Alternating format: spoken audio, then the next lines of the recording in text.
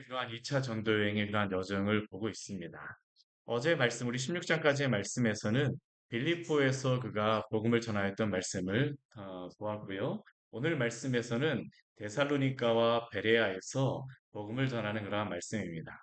이 사도 바울이 움직이는 그러한 길을 보게 되면 오늘 그 17장 1절 말씀에도 나오지만 암비볼리아와 아볼로니아를 다녀가 데살로니가에 이르렀다라고 이야기를 하는데 이게 지금 어떤 길을 따라서 다니는 거냐면 빌립보, 암비볼리, 아볼로니아, 데살로니가 그리고 또 이제 오늘 베레아 해서 하는 이 길이 다 어디로 가는 거냐면 그 에그나티아 대로라고 하는 이 로마가 만들었던 아주 큰 고속도로를 타고선 지금 사도 바울이 이 길로 다니고 있는 겁니다. 예전에 김재설 선교사님이 와서 그 일루니곤 알바니아가 이 에가나티아 대로가 지나간다라고 이야기했었는데 이게 가장 끝에 가게 되면 그 알바니아가 이렇게 걸쳐서 있는 겁니다.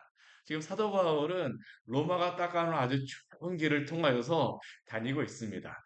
근데 참 희한한 건 뭐냐면 우리가 사도행전 말씀을 보게 되면 참 희한한 건 뭐냐면 오늘 말씀에서도 그렇지만 어떻게 알았는지 사도 바울이 그 가서 복음만 전하게 되면 거기서 사도 바울이 계속 머물고 싶은데도요 오래 머무르지를 못합니다. 한 어느 정도 지나다 보면 사람들이 막 소동이 일어나요. 막 사도 바울과 그 전도팀들을 쫓아냅니다. 박해합니다. 막 그냥 몰아냅니다. 왜 그럴까요? 이게 지금 그 다니고 있는 빌립보에서 이 암비볼리까지는 한 40 몇 킬로, 한 45 킬로 정도고 또 그 다음에 아볼로니아도 한 그 정도 떨어져 있고요. 이 아볼로니아에서 데살로니카까지는 한 70 킬로 정도인데 이게 지금 사도 바울이 하루하루 쉬고 나서 데살로니카까지 이렇게 그 3일 길로 다 갔다라는 소리가 알 수 있습니다. 빨리빨리 지금 다녀갖고 이 길을 다닌 겁니다. 근데 이 길이 적어도 뭐 한 40 킬로, 50 킬로 떨어져 있게 되면 이게 가까운 길은 아니잖아요. 그렇죠. 오늘날과 같이 뭐 차를 타고 다닌다라고 하게 되면 이게 그렇게 멀지 않은 길이라고 할 수 있지만 차도 아니고 그냥 걸어서 다니는 길이라고 하게 되면 이거는 하루 길을 진짜 맘먹고 가야 되는 거기 때문에 이게 쉬운 길이 아닙니다. 근데 오늘 말씀에도 보게 되면 그 길을 쫓아와서 막 박해를 하네요. 그렇죠? 왜 이렇게 그 사람들이 사도 바울이 복음을 전할 때마다 박해를 할까요? 우리가 이 말씀을 볼 때 항상 가져야 될 생각은 뭐냐면 인간은 다 똑같습니다. 하나님 앞에서 다 동일해요. 무엇으로 동일할까요? 차별할 수 없습니다. 다 죄인이라는 겁니다. 근데 이 죄인이라고 하는 이 사실 가운데 이 사도 바울이 그들이 이 복음을 전하게 되면 이 복음의 핵심적인 그런 내용은 무엇입니까? 당신의 그 죄를 예수 그리스도가 다 용납하셨습니다라고 하는 그러한 건데 당신은 할 게 아무것도 없습니다. 예수 그리스도를 믿기만 하십시오. 그런데 이게 이 자연적인 인간의 마음속에서는 이게 받아들이기가 쉽지 않은 겁니다. 당신은 할 게 아무것도 없습니다. 예수 그리스도를 믿기만 하십시오. 근데 이게 쉽지 않아요. 당장 알 수 있는 것이 무엇인지 아십니까? 우리 오늘 그 양화진 가잖아요. 그렇죠? 양화진 간다라고 하는데 그 양화진 가는데 요번에 저희 교회에서 준비하지 않습니다. 뭐 식사도 거기 가서 직접 뭐 그냥 간단하게 사서 먹고 그 주변에 음료도 많이 가지 않을 거기 때문에 음료도 그 주변에 가서 그냥 사서 충분히 먹고 다닐 수 있습니다.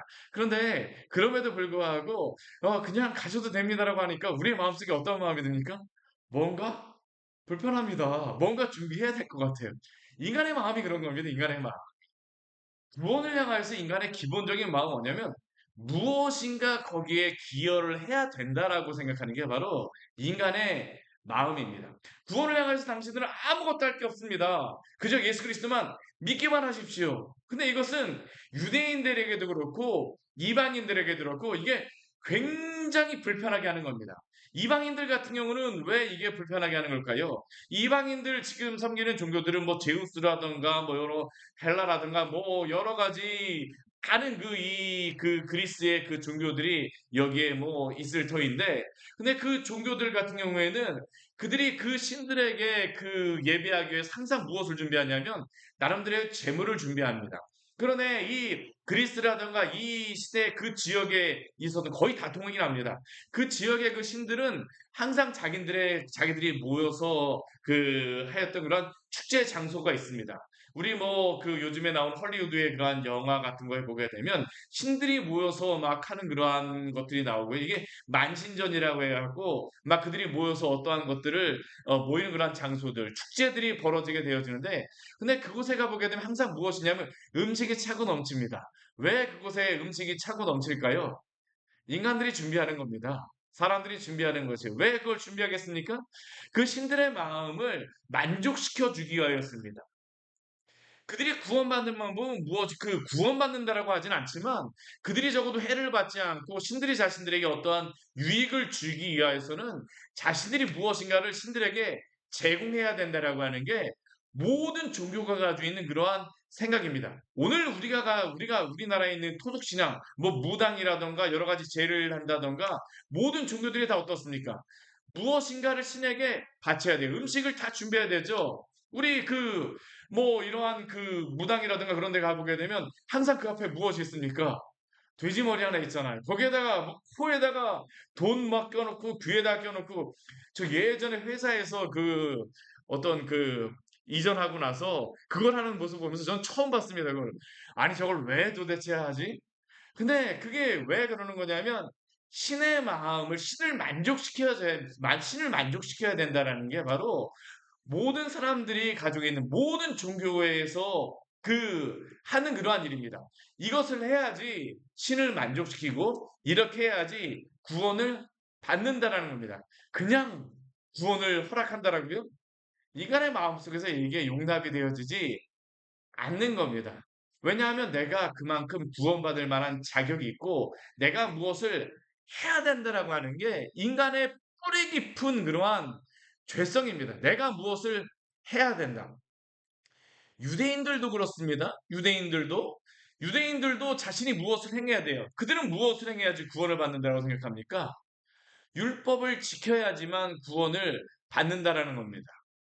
근데 사도 바울이 계속적으로 전하는 복음은 무엇일까요?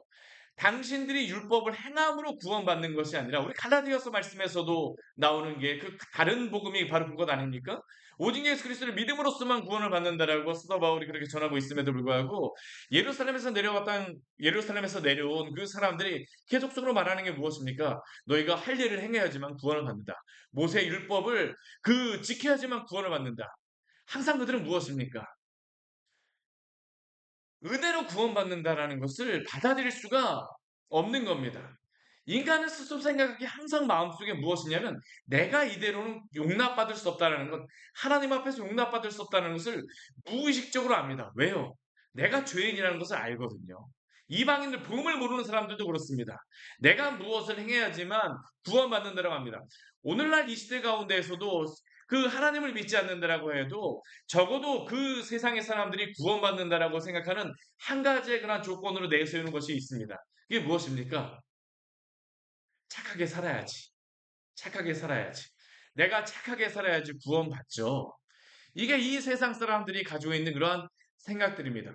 오늘날 이스라엘이나 이슬람 지역에 가보게 되면 그들이 뭐 제물을 드리거나 하진 않습니다.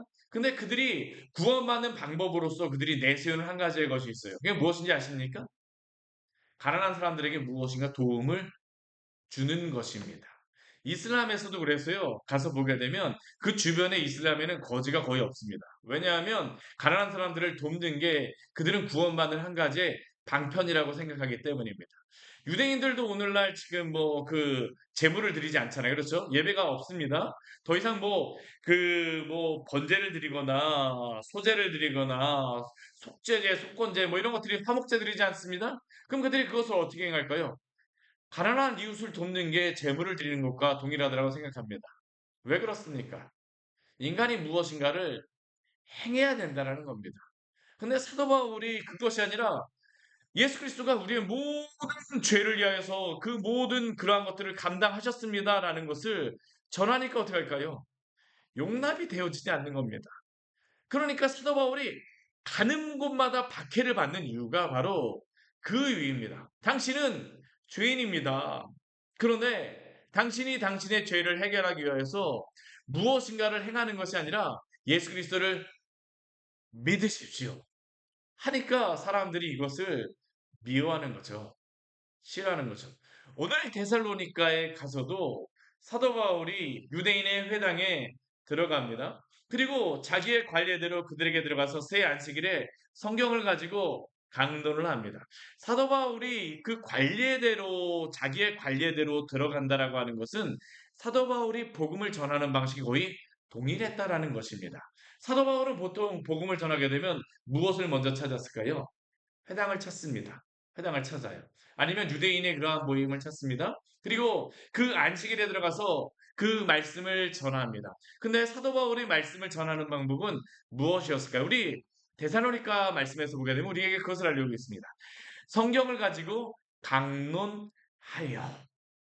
성경을 가지고 강론하였다라는 것은 무엇을 하는 거냐면 구약 성경을 가지고 하나하나 차근차근 말씀을 풀어서 설명하는 겁니다. 이 시대는 신약이 없었습니다. 구약 성경을 가지고 하나하나 풀어서 설명을 해요. 자세하게 알려주는 것입니다. 근데 그 구약 성경을 강론할 때에 그가 하고자 하는 것은 무엇일까요? 우리 3절 말씀 우리 같이 한번 읽어보도록 하겠습니다. 뜻을 풀어 그리스도가 해를 받고 죽은 자 가운데서 다시 살아나야 할 것을 증언하고 이르되 내가 전하는 이 예수가 곧 그리스도라 하니. 아멘. 여기에 보게 되면 사도 바울이 이 강론한다는 의미를 무엇으로 설명하냐면 뜻을 풀었다라고 말씀합니다. 구약 성경의 참된 뜻, 의미는 무엇이라는 겁니까? 그리스도에 대해서 설명하고 있다는 겁니다. 구약 성경의 그 핵심은 무엇이냐면 예수가 어떠한 분인가를 구약 성경에서 이미 말씀하셨다는 겁니다. 그것을 사도 바울은 차례대로 풀어서 설명합니다. 창세기 말씀서부터 설명하겠죠. 하나님이 이렇게 창조하셨는데 인간 어떠한 존재가 되었습니까? 죄인이 되었습니다. 인간은 모두 다 죄인으로서 자기의 갈 길을 가는 사람들입니다. 우리 로마서의 말씀에 그러한 내용들을 볼 수 있지 않습니까? 당신들은 바로 죄인입니다. 근데 그 죄의 문제를 해결할 수 있는 방법이 무엇일까요? 그리스도가 바로 이 땅에 오셨습니다. 이사야서 53장의 말씀과 같이 우리의 죄를 위하여 담당하심으로 그가 우리의 죄를 위하여 죽으셨습니다. 그리고 또한 그 뒤에 나와 있는 것 같이 우리 시편의 말씀과 같이 예수 그리스도가 바로 죽으실 뿐만 아니라 부활하셨습니다. 이게 바로 사도 바울이 구약의 성경의 말씀을 가지고 뜻을 풀어서 설명하였던 것입니다. 구약 성경에 나와 있는 그분이 바로 누구십니까? 예수 그리스도입니다. 너희에게 전하는 이 예수가 곧 그리스도라. 이게 바로 사도 바울이 이 안식일에 회당에 들어가서 이 유대인들에게 설명하였던 것입니다. 이 데살로니가에서 몇 주 동안 설명했다라고 우리에게 말씀하고 있습니까? 새 안식일입니다. 새 안식일. 길게 말씀하지 않습니다. 3주 정도밖에 말씀을 전하지 못하였어요. 그런데도 어떻습니까? 이 말씀을 가지고 사람들이 변화되어지기 시작합니다. 복음에는 능력이 있습니다. 사도 바울이 말씀을 잘 전하였을까요? 아닙니다. 우리가 사도 바울의 그러한 우리 서신서를 보게 되면 내가 말이 그 어눌하다라고 스스로 고린도전서 말씀을 보게 되면 뭐 내가 그렇게 말이 시원하지 않다라고 그렇게 이야기하는 그러한 내용들이 나옵니다. 사도 바울이 전하는 그 말이 그 사람들이 생각하는 뭐 말을 잘하는 사람만큼 아주 시원하게 말을 잘했던 사람은 아닙니다. 그럼에도 불구하고 어떻습니까? 성령께서 이 복음을 전하는 가운데 역사하시는 겁니다. 그리고 그 가운데 어떻습니까? 어떤 사람들 경건한 헬란의 큰 무리와 적지 않은 귀부인이 권한을 받고 바울과 신라를 따르고 믿게 되었습니다. 복음 가운데 말씀 가운데에 일어나는 일들이죠. 복음은 바로 그렇습니다. 우리 예수님께서도 우리 누가복음 24장 말씀을 보게 되면 이 엠마오로 내려가는 그 두 제자에게 성경을 가지고 풀어 설명하는 가운데 어떻습니까? 그들의 마음이 뜨거워졌다라고 이야기를 하잖아요. 말씀을 전하는 가운데에 뜨거워지는 것입니다. 구약의 말씀이 정말로 이러한 말씀이구나. 바로 예수 그리스도가 우리를 위하여서 죽으셨구나. 부활하셨구나.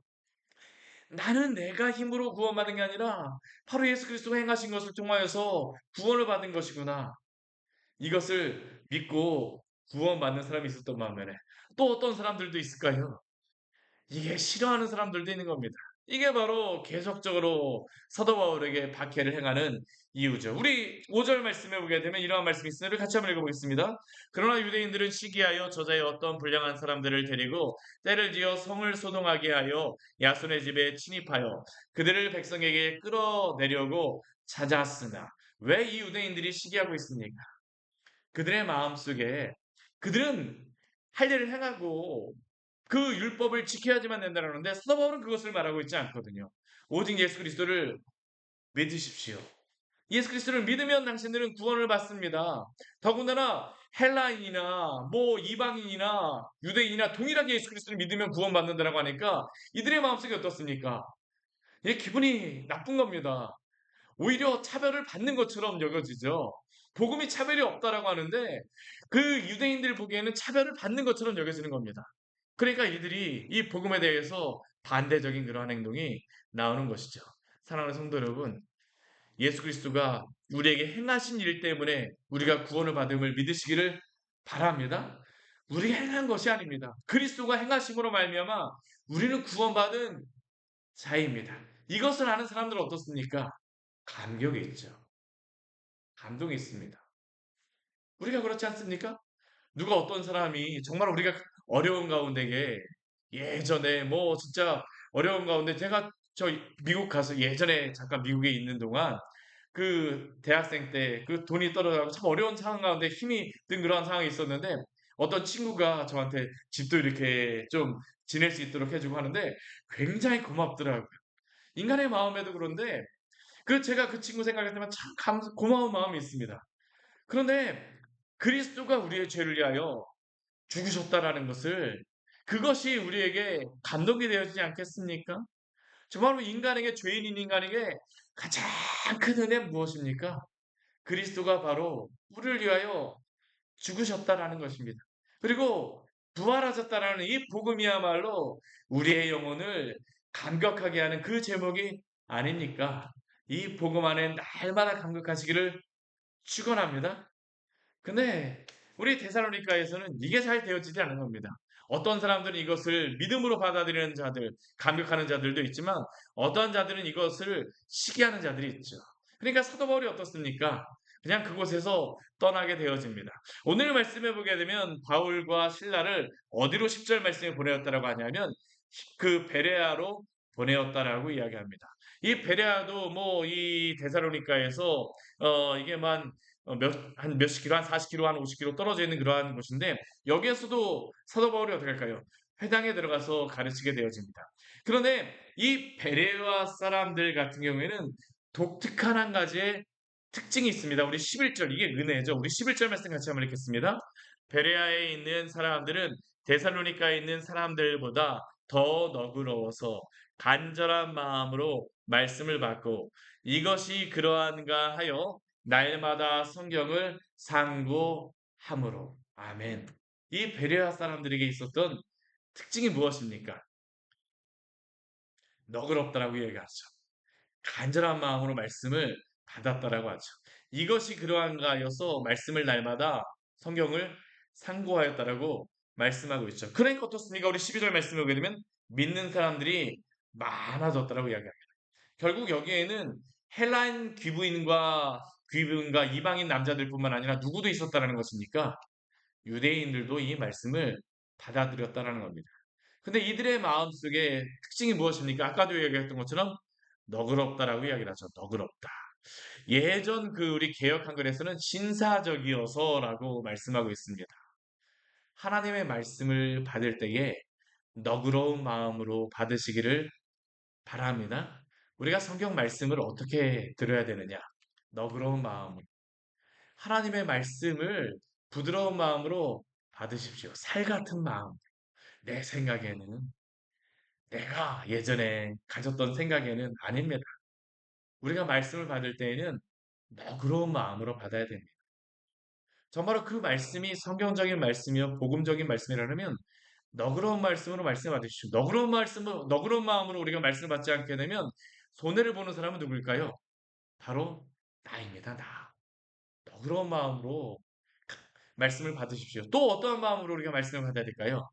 간절한 마음으로 말씀을 받았다라고 합니다. 이 간절한 마음이라고 하는 것은 어떠한 마음이냐면 열정적인 그러한 마음으로 말씀을 받았다라는 겁니다. 열망함으로, 기뻐함으로. 이 말씀을 받기를 사모하는 것입니다. 너그러운 마음과 함께 또 어떤 마음입니까? 사모하는 마음. 사모하는 마음이 있게 되면요. 그 말씀이 어떠한 말씀이라 할지라도 우리에게 은혜가 되어집니다. 당신이 죄인입니다. 하나님 앞에서 죄인입니다. 함에도 불구하고 왜 은혜가 되어집니까? 내가 정말로 죄인이구나 하는 그러한 마음으로 열망함으로 그 말씀을 받아들이기 때문이죠. 이 베레아에 있었던 사람들의 마음이 바로 그것입니다. 너그럽고 간절한 마음. 또 세 번째 이 말씀을 받아들이는 마음의 태도가 있습니다. 어떠한 마음입니까? 이것이 그러한가요? 날마다 성경을 상고함으로.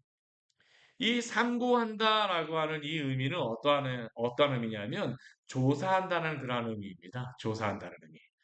부드러운 마음으로 또한 사모하는 마음으로 이 말씀을 조사하듯이 자세히 보게 되니까 어떻게 될까요? 그 말씀이 은혜가 되어지지 않을 수가 없는 겁니다. 이게 바로 이 베레아 사람들이 가졌던 그러한 마음이죠. 우리 광야의 샘교회에 나온 우리 모든 성도님들에게 이러한 마음이 있기를 축원합니다. 성경을 받아들이는 그 마음은 바로 이것입니다. 이러한 가운데 하나님께서 무엇을 주십니까? 부흥을 주시죠. 믿는 사람이 많고 헬라의 귀부인과 남자가 적지 아니하여. 그런데 우리 이러한 은혜가 있었음에도 불구하고 우리 13절 말씀에 보게 되면 또 어떤 사람들이 있습니까? 데살로니가에 있는 유대인들이 바울이 하나님의 말씀을 베레아에서도 전하는 줄을 알고 거기 가서도 어떻습니까?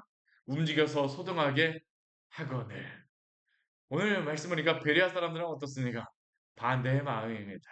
이 사람들의 마음속에 가득히 가지고 있는 생각은 무엇일까요? 내가 무엇을 한다라는 것입니다. 복음은 무엇입니까? 하나님 우리에게 주시는 것입니다. 오늘도 하나님께서 우리에게 은혜를 베풀고자 하심을 믿으십시오. 우리에게 참된 은혜는 예수 그리스도가 우리를 위하여 죽으셨다라는 것입니다. 앞에 우리 데살로니가에 전하였던 그 사도 바울의 그 복음의 내용이 바로 그것입니다. 그리스도가 해를 받고 죽은 자 가운데 다시 살아나야 할 것을 증언하여 다른 거 전하지 않습니다.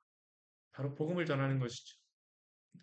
오늘 이 새벽 주 예수 그리스도가 우리의 죄를 위하여 담당하시고 죽으셨습니다. 이 복음의 진리를 너그러운 마음으로 또한 사모하는 마음 또한 상고하심으로 이 은혜 가운데에 오늘도 기쁨으로 살아가시기를 축원합니다. 같이 기도하도록 하겠습니다. 하나님 아버지 오늘 말씀을 통해서 우리에게 귀한 은혜를 주니 감사를 드립니다. 이 시대 많은 사람들이 사도 바울이 전하는 그 복음에 대하여 아, 반대하며 끝까지 쫓아다닙니다. 복음을 복음으로서가 아니라 그리스도가 나를 위하여 행하신 그냥 믿기만 하면 되는 그러한 복음이 아니라 내가 무엇을 행해야 되는 것으로서 받아들였던 그 사람들 하나님 우리가 교만한 마음으로 당신의 말씀을 받는 것이 아니라 너그러운 마음으로 당신의 말씀을 받게 하여 주시고 날마다 간절한 마음으로 당신의 말씀을 사모하게 하여 주시옵소서. 그리스도가 우리를 위하여 죽으신 이 말씀이 날마다 우리에게 은혜가 되어지게 하여 주시고 이 말씀 가운데 우리가 기쁨으로 가는 자들 되게 하여 주시옵소서. 간절함이 우리 안에 있기를 원합니다. 주님, 이 복음의 진리가 우리의 영혼을 살려주시고 오늘 하루도 주님의 이 진리 가운데에 이 은혜 가운데 살기로 나오니 주여 함께하여 주시옵소서. 예수님 이름으로 기도드립니다. 아멘. 오늘 말씀 같이 기억하시면서 기도하며 나가도록 하겠습니다.